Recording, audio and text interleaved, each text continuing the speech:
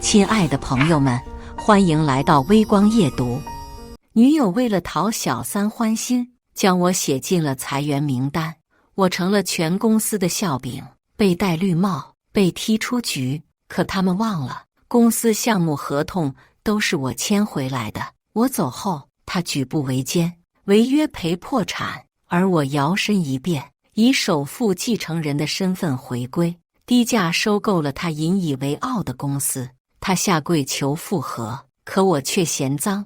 接下来开始我们本期故事，记得点击订阅并开启小铃铛。昨晚的客户很难搞，为了拿到这个合同，我被他们一群人灌到酒精中毒，怕林月瑶担心，更怕打扰他睡美容觉。我甚至不敢告诉他。签完合同后，独自一人前往了医院。在医院醒来后，胃里的难受感还没下去，床头柜上的手机频频作响。江明川，你在裁员名单之内，请你尽快赶到公司办理离职手续。人事主管11点给我发的微信，邮箱8点半一上班就收到了裁员名单。再看公司大群，已经炸了，群消息已经是999加。不少我亲自招进来的员工也给我发了消息，问我什么情况。是啊，我也想知道这是什么情况。作为公司创始人之一的我，怎么就上了裁员名单？年底裁员是一定会裁的，毕竟每家公司都有一些摸鱼摆烂、混日子拿底薪的人。这家广告公司是我跟林月瑶5年前一起创立，规模不是很大，总共也才几十人，人总有看走眼的时候。有几个老油条当初招进来时工作还挺积极，时间一长就开始懒散，不仅工作效率低，平日里还经常迟到早退，上班追剧打游戏更是常态。我们小公司养不起闲人，只能靠年底裁员，年初招人来换血。考虑到年初业务不多，我们春节放假足足1个月，而且还是带最低底薪发放，所以年底裁员是最能节省公司开支的办法。当初也是我跟林月瑶商量过，才拟定了一份预名单，打算年会前1天公布，怕名单上的人会不甘心，也考虑到同事一场。我还提出了让他们参加完年会再走，毕竟年会当天是会公布年终奖和增加抽奖环节的。为了激励人心，年终奖都是公开透明，全是现场发放。我划拉了几下群消息，这才发现林月瑶根本没按我们当初说的去做，裁员名单上好几个人都被替换下来，留下几个项目2部经理江少川新招进来的狐朋狗友，换上去几个我亲自招进来，跟了我3年又肯干实事的顶梁柱。而被裁的人今天上午就得办完离职，今天只算半天工资，今年的年终奖也全部扣下，除了法定的裁员补偿金，其他的人情补偿一点都不给。大致了解情况后，我胃部的疼痛愈发明显，甚至胸口都开始发疼了，纯属是被气的。林月瑶，你到底在搞什么？我拨通了他的电话，一直无人接听。无奈之下，我只能提前出院，打车前往公司。一踏进公司大门，明显感觉到了气氛的变化。平日里看见我都会打招呼的同事，现在见了我都绕道走，我主动打招呼，他们也纯当看不见，仿佛我是什么洪水猛兽一般，直直走到林月瑶办公室门口。刚推开门，却看见了让我天灵盖炸裂的一幕。你们在干什么？我暴怒出声，几步冲上去，一拳砸上了江少川的脸。林月瑶和江少川竟然衣衫不整的在办公室拥吻，若是我再晚来几分钟，他们是不是衣服都要脱光了？两人脖颈处的鲜红深深刺痛了我的眼。林月瑶，你怎么敢的啊？江少川猝不及防地挨我一拳，直接撞上了书架，上面的东西噼里啪啦掉落一地。反应过来后，他擦掉唇角的血迹，看向我的眼神是那样的阴恨。江明川，你敢打我？你想死吗？林月瑶与他并肩而立，一脸心疼地抚着他脸上的伤处，扭头狠狠地看着我。江明川，你发什么疯？给少川道歉。昨天之前，他看我的眼神还是温柔眷恋，今天这副模样，犹如被夺舍一般。他看我的眼神，再无一丝爱意。我心口一滞，语气都重了几分。林月瑶，你是我的女朋友，你们在办公室做这种事，还问我发什么疯？换做以前，我从来都舍不得凶他一句，连大声说话都舍不得，哪怕他在公司刚赚到第1桶金时，把钱全部挥霍一空，差点导致我们直接完蛋，我都没有凶过他。在我心里，他的地位高于一切，原以为他会羞愧，可他仍旧一脸愤恨。昨晚我不是给你打电话说分手了吗？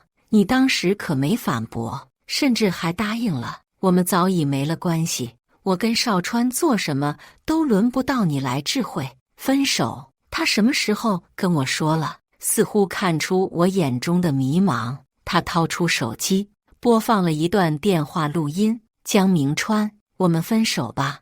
好。录音里的声音确实是我跟他在看我们的通话记录，确实是这个时间，脑子有些混乱。当时我好像正被客户灌酒，接到电话后甚至没听清，囫囵回应了一下就挂断了电话。我还想解释，可看见两人那敌对的样子，话到嘴边被我硬生生咽了下去。我能接受林月瑶花钱大手大脚，也能接受她十指不沾阳春水的娇气公主病，但我绝对接受不了她背叛。我的眼中容不得一粒沙子，脏了的东西，哪怕我再喜欢，都会狠心剜除。好，就算我们分手了，那裁员又是怎么回事？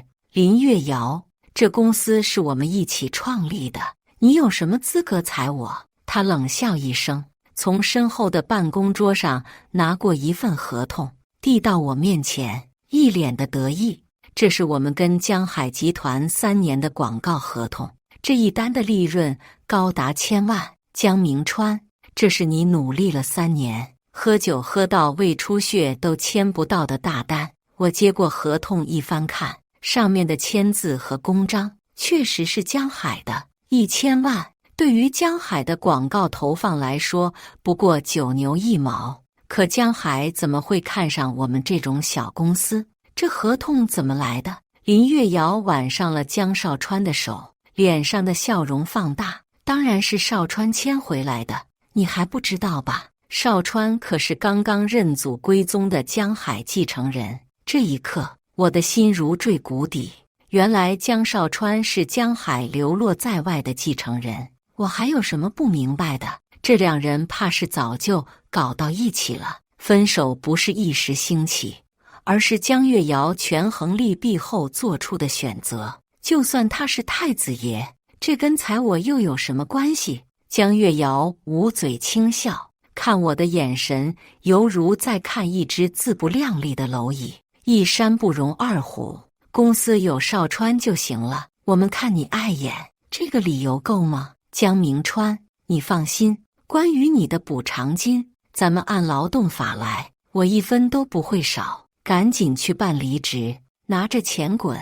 我攥紧了拳头。当初公司成立时，为了给足他安全感，法人写的是他，注册资金也全是在他名下，甚至股份我也1分都没要。那时候的我，心中坚定了我们会走到最后，既是一家人，我的就是他的，又何必分得这么清楚？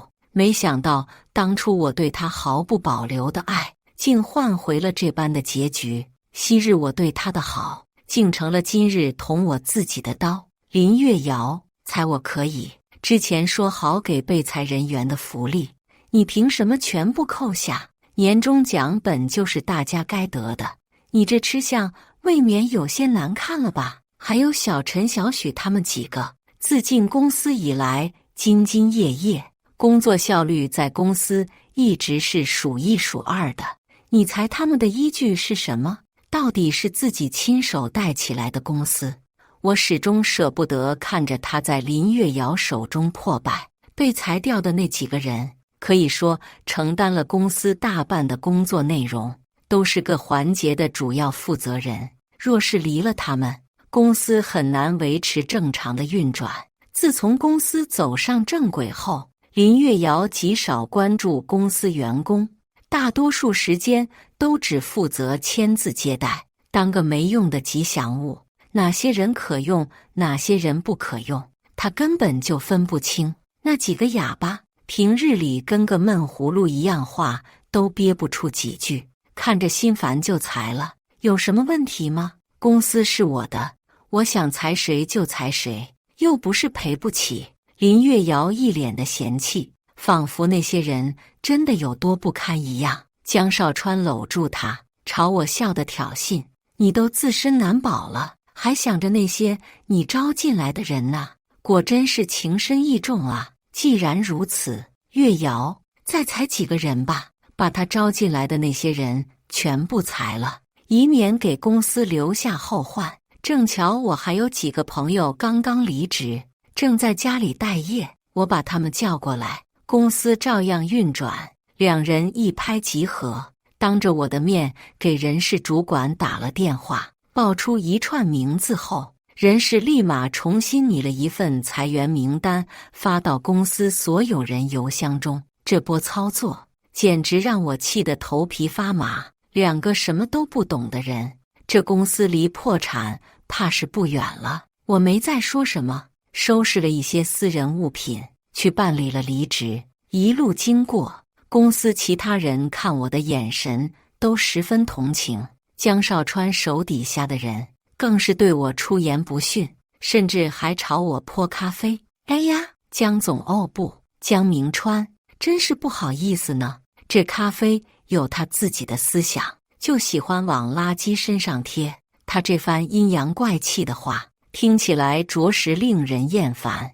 我放下了被泼湿的纸箱，顶着满身的咖啡渍靠近他，在他幸灾乐祸的眼神中，我弯腰拎起地上的拖地桶，直接给他兜头淋下。这拖地脏水也有自己的思想，就喜欢给狗屎洗澡，则被脏水洗一洗，果然没那么臭了呢。不够解气，我将手中的桶倒扣在他头上，不等他反应过来，抱着纸箱出了公司大门。身后传来一阵抽泣声，还有气急败坏的谩骂。进了电梯，玻璃门内的人一脸诧异地看向我，眼中全是不可置信。是啊，在公司这5年，我一向彬彬有礼，待人亲和，脾气好到不行，大家都觉得我好说话。今天这副样子，谁也没见过。可这原本就是我最真实的模样啊！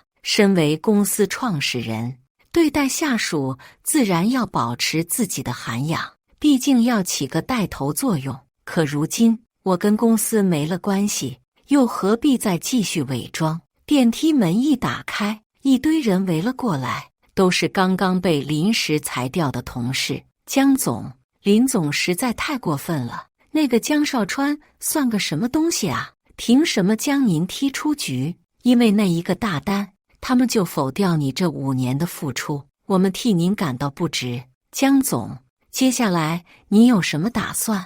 要不我们重新开个公司吧？我实在咽不下这口气。众人你一言我一语，门口的保安频频看向这边。我清了清嗓子，我懂大家的心情，你们先把东西放回家，晚上我在江城大酒店订个包厢，咱们一起聚个餐吧。在我的劝导下，众人纷纷离去。站在这栋写字楼前，我心中的感情很复杂。这公司从选址到现在都有我参与的痕迹，与其说这是我5年的心血，不如说这是我教养了5年的孩子。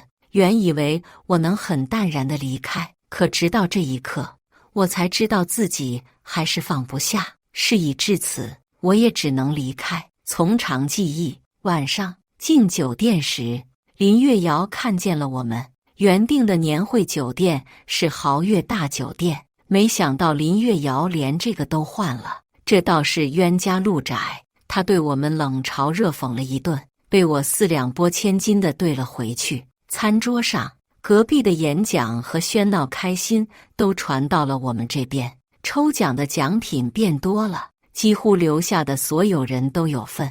我这边的人群情激昂，甚至想要冲去隔壁大闹发疯。江总，他们太欺负人了，这是拿着咱们的年终奖在撒钱啊！人血馒头也不是这样吃的吧？我也沉下了脸色，却还是安抚住了他们。可有些人总是想要刷存在感。林月瑶和江少川推开了我们的包厢门。哟，一群丧家之犬，是在吃散伙饭吗？同事们脸色都不太好看，脾气最火爆的小安已经冲了上去，兜头就是一杯红酒泼在了林月瑶脸上。被他挽着的江少川也被波及，白色西装上一大片红酒渍。林总，我看你今天出门没洗脸，好心给你洗洗，你不会恩将仇报吧？林月瑶脸都气煞白，平日里有我护着，他哪里受过这种委屈？哪怕酒会上他出言不逊，惹怒了千金名媛，引得人家动怒朝他泼红酒，也是我第一时间给他挡住，绝不让他狼狈一分。外界对他所有的恶评都被我一一对回去，她永远是被我护在身后的小公主。现在她身边的人不再是我，以她的性子，怕是会得罪不少人。就是不知道她坚定选择的江少川会不会护着她。我饶有兴致地看向两人，并不言语。江少臣当场炸毛，连忙抽出胸口的丝巾擦拭西装。安小月，你疯了？你知不知道这衣服有多贵？你一个月工资都买不起。林月瑶反应过来后，也看见了自己胸前的酒渍，气得就要甩安小月巴掌。贱人，这可是我托朋友去港湾区买回来的限量版礼服，你赔得起吗？我怎么可能会让我的人被他欺负？当场起身捏住了他的手腕，语气冰冷。林月瑶，这是我的场，你要撒野滚回隔壁去。你们俩这牌子的衣服都可以干洗，干洗费我出了，赶紧滚，别在这打扰我们聚餐。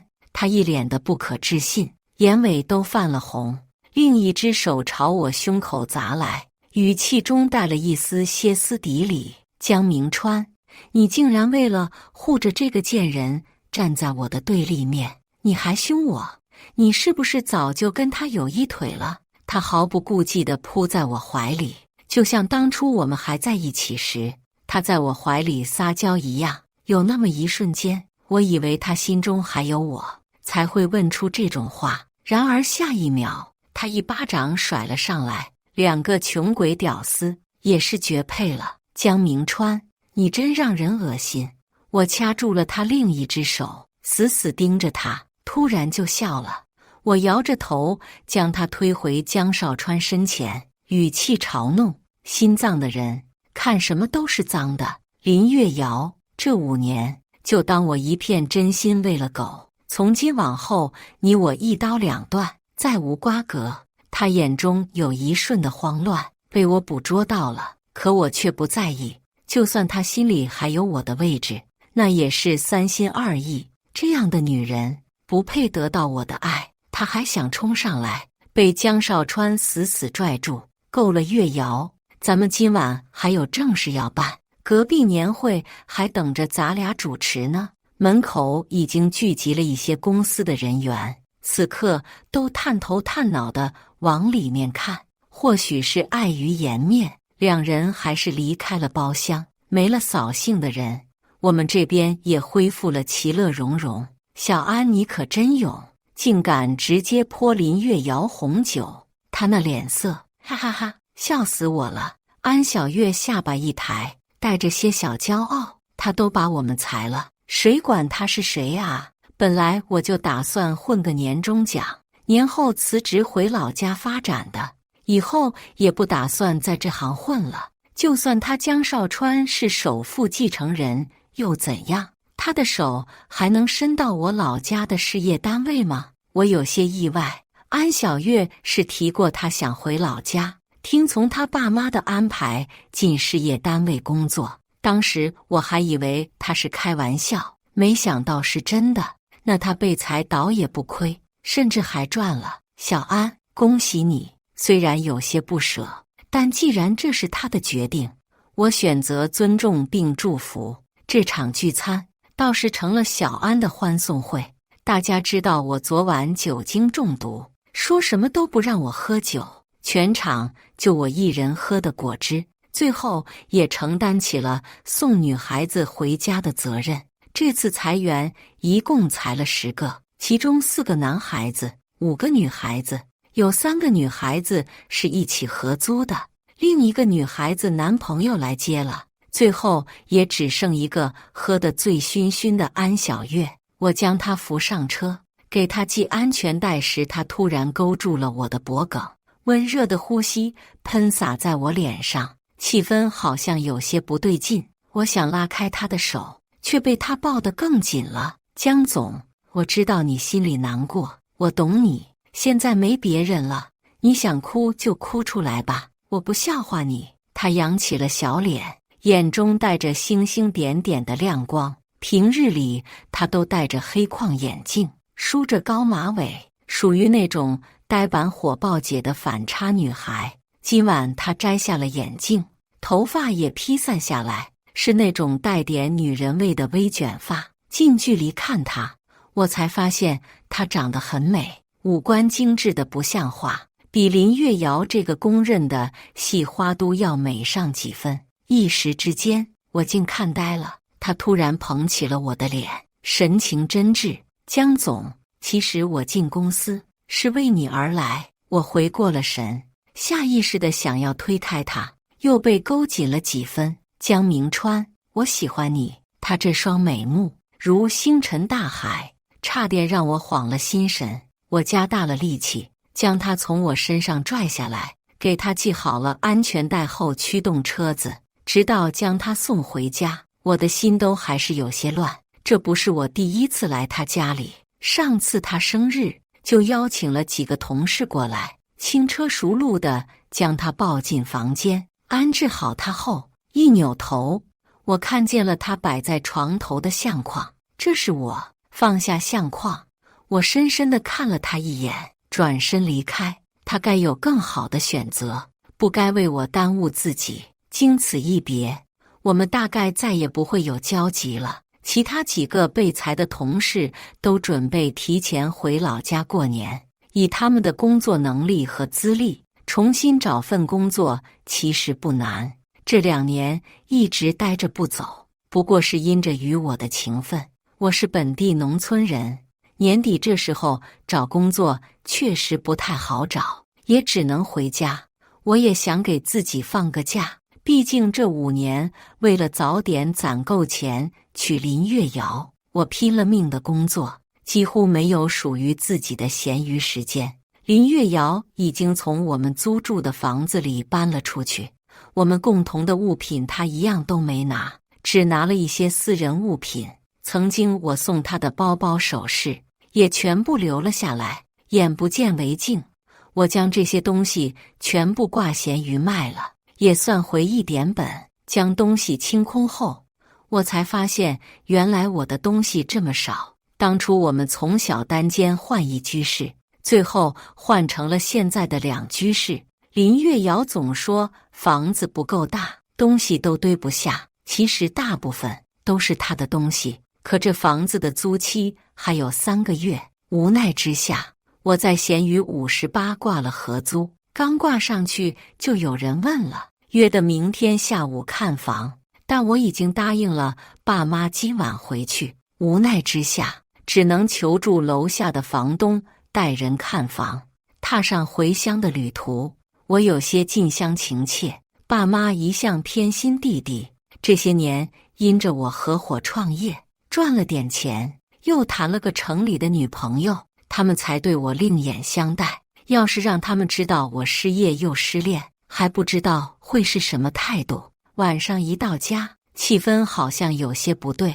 开门的是弟弟江明安，爸妈端坐在沙发上，一脸的冷色。江明安却是一脸看好戏的模样。爸妈，我回来了。他们没有回应，连眼神都没给我一个。我又唤了一声，将手中给他们买的礼物递过去。往常见到礼物就挪不开眼的妈妈，今天也只是看了一眼，就将其丢在了一边。爸爸甚至看都看没，直接扔在了脚边。江明川，你的事我们都知道了。当初让你把公司挂在你弟弟名下，你不肯，现在人财两空，你开心了吗？满意了吗？是不是在你眼中，我跟你爸就只想着害你？我低下了头。这样的话，自我创业以来，他们每年都会说一遍。当初办营业执照时，他们就将我叫回了家，以死相逼要我将公司挂在江明安名下。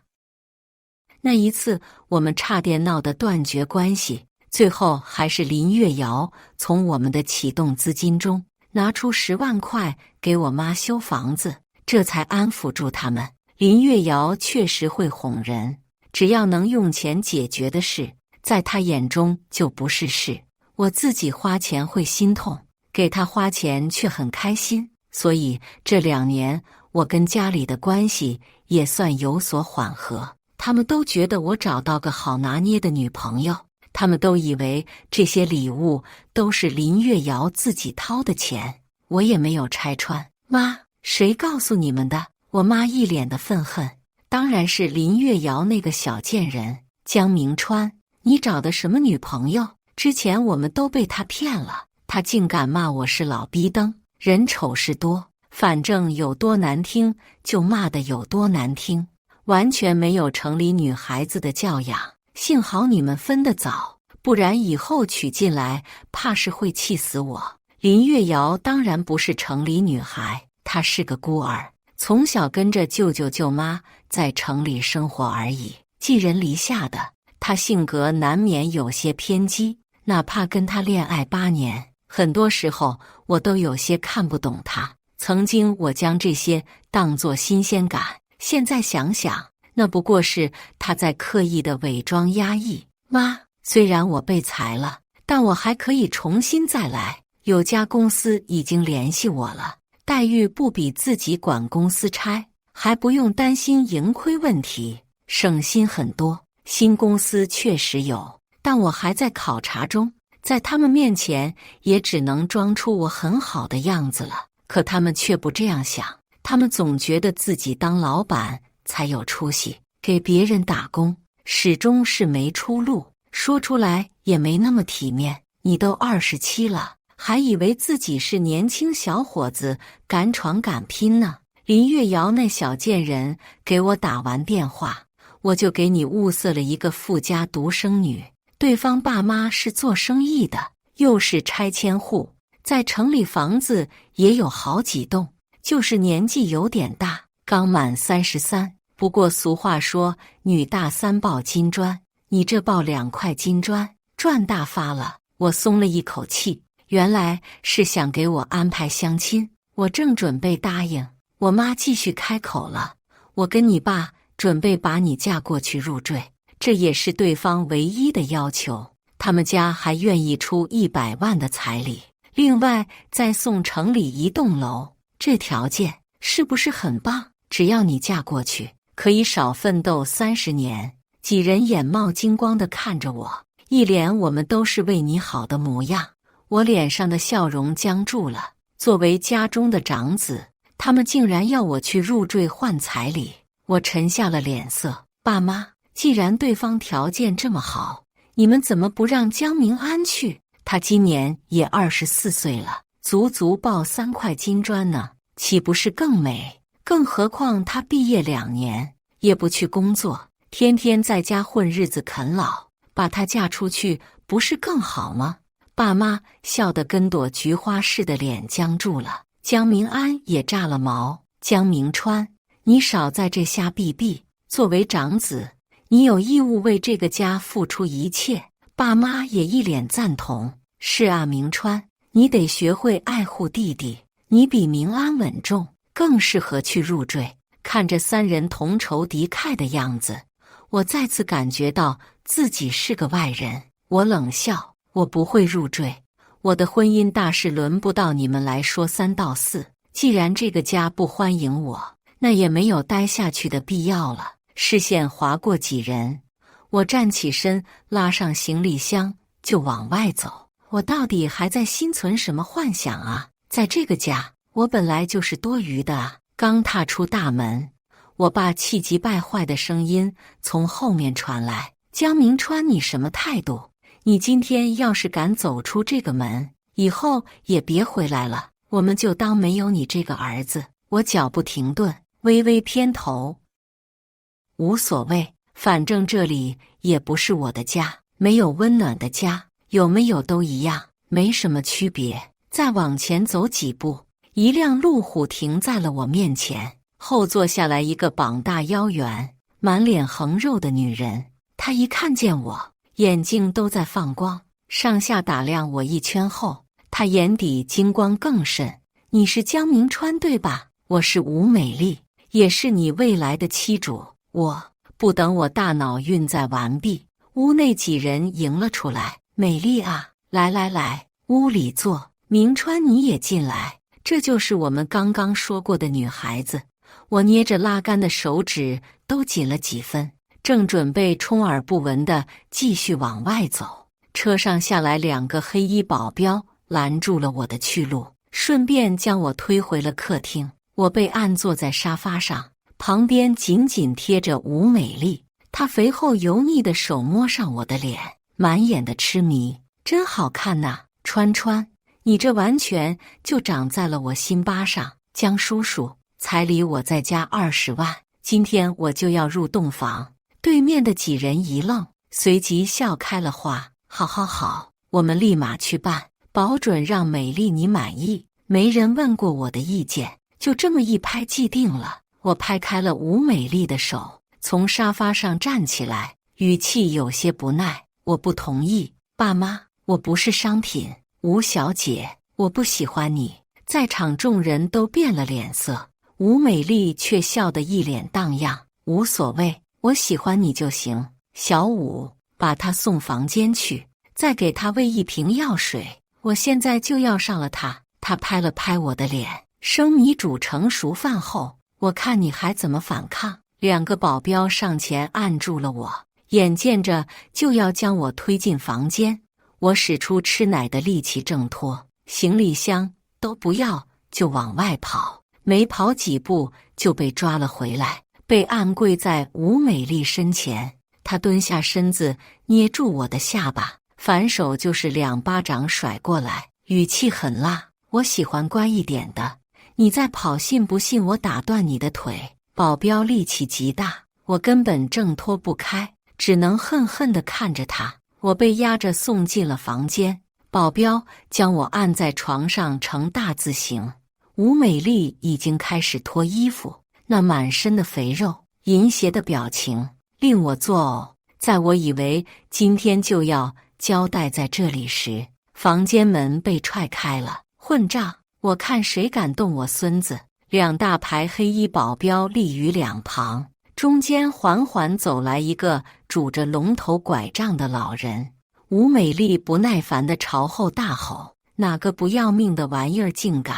视线触及来人的脸后，他连衣服都顾不上穿，扑通一声就跪下了，一脸的慌乱。“江老爷子，您怎么来了？”老人抬起拐杖，一敲一个准，按着我的2人摔倒在地。老人将我从床上拉了起来，他一把抱住我，声音都带着些哽咽：“我的大孙子哟，爷爷终于找到你了。”我竟是江海集团被拐多年的嫡孙，江少川也不过是旁支的私生子。我爸妈得知老人的身份后也慌了。当年我亲妈跟我爸亲爸闹矛盾，一怒之下带着我去了乡下躲清闲。他出门摘个菜的功夫，我就不见了。抱走我的人正是刚刚死了长子、情绪不稳定的江母。我被死死藏着，江家翻遍了江城也没找到我。但江母那时候情绪很不稳定，她也没想起来我是从哪儿抱的。江父问她也说不出来，最后只当我是被人遗弃的孩子。江家之所以能找到我，还多亏了我放出的合租消息。刚刚出发到半路时，闲鱼有人想要下午来看房，我拜托了房东。来看房的男孩子是跟江父吵架，一怒之下离家出走的江家小少爷。他看见我摆在客厅的相框后，觉得我很眼熟，本着好奇的心思，拿我的牙刷去做了亲子鉴定。这一查，我跟他果然是亲兄弟关系。跟房东询问我老家住址后，他屁颠屁颠地回老宅告诉了爷爷。看见我的照片，爷爷立马带着他出发。来得早不如来得巧，刚好阻止了吴美丽的暴行。那个看起来比我小7、8岁的男孩子好奇地打量我，最后扑上来给了我一个大大的熊抱。哥哥，难怪平日里跟江明安相处，我总觉得没那么亲切。原来我们根本就不是亲兄弟。倒是这个男孩，我一看就很喜欢，他对我也释放出了最大的善意。或许这就是血浓于水的亲情吧。当年的事被彻查，江母被送进了警局，等候审问。吴美丽墙上未遂，法律也奈何不了她。可江海集团却能对他家的产业出手。跟着爷爷回老宅的路上，吴美丽家破产了，爷爷年前打算给我安排回归宴，我拦住了他。在外界人眼中，江少川才是江海太子爷，我倒是想看看他被拆穿后会多有意思。在我离开公司的1周后，林月瑶撑不住了。公司的大部分项目原本就是我谈回来的，那些客户也只愿意跟我对接，换人后他们态度都变了，也不太配合。那些踏实肯干的员工都被林月瑶裁掉，换上一批江少川的狐朋狗友。他们哪里会做项目，不懂装懂，脾气也差，直接将客户得罪死，方案改了800遍都不过关。眼见着都要到期，项目连个眉目都没有。短短1周，不少客户闹着要解约，林月瑶又找不到合适的人手，一拖再拖，最后被告上了法庭。法院勒令他在期限内如期交出成果，否则全部按他违约，相关的违约金也要他赔。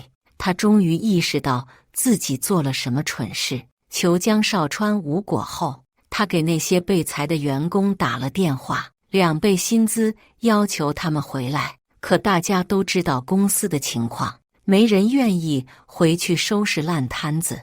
毕竟事已至此，又是大过年的，谁也不想回去过劳死。找不到人，林月瑶焦头烂额，最后终于放下脸面，求到了我头上。被我狠狠羞辱一顿后，他彻底放弃，准备将公司转出去，以求及时止损。时机一到，我出手了。我让江家二少江宇川出面，收购了林月瑶的公司。签约那天，去的却是我，想着给林月瑶他们一个惊喜，我独自一人提前去了公司。法务助理们晚一点到，或许是为了今天的签约仪式做准备。公司大门并没有关，我就这么光明正大地踏了进来。前台认出了我，趾高气昂地拦住了我。江明川，你回来做什么？赶紧滚，免得惹我们林总不开心。等会江海集团的人也要来了，要是冲撞了贵人，这个责任你承担得起吗？我微微挑眉，以前我还是江总时，他对我的态度可不是这样的，笑得可甜了，声音都带着嗲气。可现在，若不是那张脸一样，我都要怀疑换了一个人。妙雪，我找林月瑶，我自认为自己足够礼貌，没想到他一脸鄙夷：“你个被赶出公司的孬种，有什么资格见江总？赶紧滚，别在这里碍眼！”说着，他还拨通了楼下保安的电话。路过的其他员工有不少是熟面孔，看见我，他们也没有打招呼，低着头走得飞快，生怕被我叫住，跟我扯上关系一般。我轻叹口气，直直看着前台：“你真的不让我进去？罗妙雪，你现在不通报，将我赶走了，等会就算你求我回来，我可都不会搭理你半分。”哟，好大的口气！江明川，你哪来的脸啊？被赶出公司后，别的没学会，就学会装逼了是吧？林月瑶挽着江少川的手，摇曳生姿地朝我们走来。哪怕他脸上打了好几层粉，我也能看出他眼底的疲惫。这几天他不好过吧？不好过就对了。林月瑶，我是不是装逼？你待会就知道了。我环顾四周，啧啧出声，意味深长地看着他。这公司离了我，果然还是不行啊！这才半个月不到吧，就被你玩破产了。林月瑶，给你一句忠告，不是金刚钻就别揽瓷器活。他气得咬牙，松开江少川就要冲上来打我，被我一把拽住，狠狠推了回去。江少川可没扶住他，任由他摔在地上四仰八叉。林月瑶，打人之前先掂量自己打不打得过，自取其辱，丢脸的可是你。他狼狈地从地上爬起来，江少川这才赶紧拉他一把。不愧是马后炮，刚刚不伸手，这会儿将人护在怀里，手也不安分，似乎在跟我示威。江明川，你已经不是我司的员工，竟敢冲进来行凶，是真的不怕我们将你送进去吗？我双手抱胸，饶有兴致地看着他。我行什么凶了？难道不是林月瑶自己先冲上来打我的吗？我只知道来者是客，你们穿越自己不懂事，我这是教你们做人呢。江少川还想说什么，我轻捂着嘴巴，故作惊讶疑惑：“哎，江总不是江海太子爷吗？怎么穿越还会落到被江海收购的地步啊？你这太子爷有点废物哦。”这话说的就有些耐人寻味了。对面的江少川脸色有些难看，倒是林月瑶一脸的愤恨。江明川，你少在这说风凉话。少川刚认祖归宗，家族中还有很多人不服他，等再过段时间就好了。江家就他一根独苗苗，以后整个江海都是他的。不然你以为我为什么把穿越卖给江海？我摸了摸下巴，努力控制着自己压都压不住的唇角。原来如此，我说林月瑶怎么会答应低价被收购？原来是打的这种主意啊！江少川也是个狠人，为了自己的面子，竟然还不肯跟他说真话，就这么眼睁睁地看着他亏本。其实另外还有一家大集团也想收购穿越，价格也比江海高几个点。当初我都准备加价了，没想到林月瑶最后选了我们，这可就有意思了呢。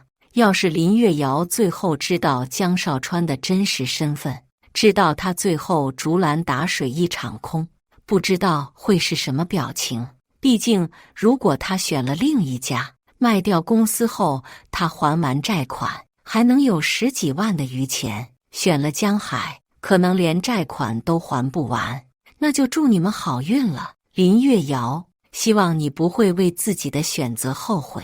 我离开了公司，到楼下时刚好遇见来签约的法务江宇川也在，我跟他说了几句，最后他带着法务们去了穿越。我留在了楼下，1小时后，江宇川给我发了消息：“哥，合同签完了，你上来吧。”我会心一笑，整理了一下衣领，踏进了电梯。一群人整整齐齐地站在门口，见我出现，林月瑶脸色有些难看：“江明川，你怎么又来了？赶紧滚，我没空跟你掰扯。”我还没开口，江雨川迎了上来。哥，穿越众人脸色大变，我勾唇一笑，眼中满是嘲讽。林月瑶，重新认识一下，我是江海集团总经理江明川，也是江海继承人。他瞪大了眼睛，与他并肩而立的江少川脸色瞬间苍白。江明川，你在开什么玩笑？你是江海继承人，那少川是什么？我跟江雨川相视一笑，齐齐看向了江少川。这下他身形都有些不稳了，整个人摇摇欲坠，几乎摔倒在地。林月瑶终于发现了不对劲，他扭头死死盯着他。少川，这是怎么回事？江少川嘴唇动了动，什么都说不出来。江雨川嗤笑一声，冷嘲：我大伯家的私生子而已，也就你们这群傻逼被骗得团团转了。林月瑶身子晃了晃，眼中满是不可置信。她死死攀着江少川的肩膀，语气中都带着颤抖。少川，他们在骗我，对不对？这是你对我的考验，对不对？我不会放弃你的，不管你是谁，我都会爱你，只爱你。江少川眼睛亮了亮，试探性的开口：真的吗？林月瑶坚定地点了头，可她的眼中带着孤注一掷的慌乱与不安。她的演技又开始了呢。江少川看了看我们，环视一周后，最终落在了他身上。月瑶，他们说的没错，我不是江海太子爷，而是大房的私生子。但月瑶你放心，虽然我是私生子，但我爸只有我一个孩子，以后他的一切都是我的，只要你跟我结婚，我的都是你的。他眼中满是希望的光，但林月瑶眼中的光暗淡了。他松开了他的肩膀，踉跄后退，疯狂地摇着头：不应该是这样的，你怎么能不是太子爷呢？怎么会是江明川呢？如果他才是太子爷，那我抛弃他跟你在一起，到底是为了什么啊？江少川也听出了他话中的意思，一瞬间脸色煞白。或许他对林月瑶有几分真心，但林月瑶爱的是什么，只有他自己知道了。事情已成定局，穿越最后还是回到了我的手中。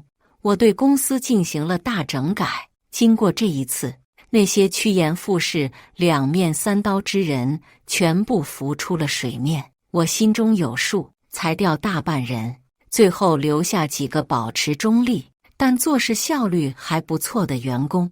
之前被裁掉的那些人，我也全部重新招了回来。年后还是会扩招，但这一次我定会擦亮双眼。爷爷再次提出给我举办回归宴，我答应了。林月瑶跟着江少川进来的，在我被宣布是江海继承人时，他冲到了台上，直挺挺地跪在了我面前。明川，我错了，我们还能回到当初吗？8年的感情，你真的完全放下了吗？明川，我到现在才发现，我爱的是你啊，一直都是你。他哭得梨花带雨，好不可怜，但我心如止水。再看公司大群，已经炸了，群消息已经是999加回我，但现在哪怕他撞死在我面前以表真心，我都不会动摇半分。毕竟我身边有了更好的女孩。安小月回来了，带着她的大老爸爸。我看向了台下，安小月立马会意，几步上台，站在了我身旁，与我十指相扣。林月瑶，今天的一切都是你自己的选择。在他惊诧的眼神中，我当众宣布了我跟安小月的婚讯。我以为他会是我最后的归宿，从未看过身边人一眼。其实在我不知道的角落中，安小月默默爱了我许多年，我承载了她整个青春。大姨到现在，回归宴结束后，江少川在大伯的威压下抛弃了林月瑶，背着一身债，走投无路的她最终选择将自己嫁给了一个老男人。感谢大家的观看，本期故事精彩吗？欢迎大家在下方评论区吐槽。如果你喜欢这类故事，记得点击订阅微光夜读，并分享给更多的人，这会对我帮助很大。再次感谢大家的观看。